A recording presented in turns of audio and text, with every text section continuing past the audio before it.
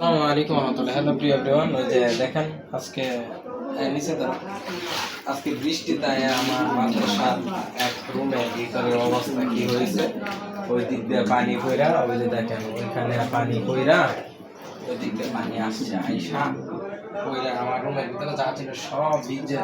ওইদিকে দেখা ওই যে এখানে কোরআন শরীফ আছিল, কোরআন শরীফ সহকারে সব ভিজে গেছে। দেখি এই যে কোরআন শরীফ ভিজে গেছে,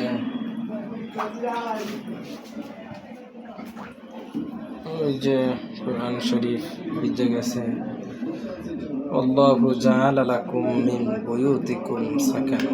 যাই হোক, এই হলো মাদ্রাসার অবস্থা। ভিজে দেখেন রুমের ভিতরে কি পরিমাণ পানি। আসলে মূলত ওইটা ছিল, ওটা বাহিরে কে জানি ভিতরে এনে ঢুকাই দিয়ে দিল, আমরা দেখি নাই। ওটা বাহিরে ছিল, পানিটা সবটা বাহিরে চলে যেত, কে জানি ভিতরে মনে হয় দিয়ে গেছে গা।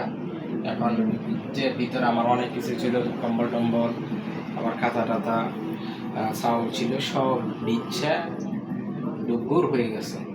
যাক, কে এই কাজ করতে জানি না, আল্লাহ তাআলা তারা দিনের সহি বুঝদান করুক, আমিন। আর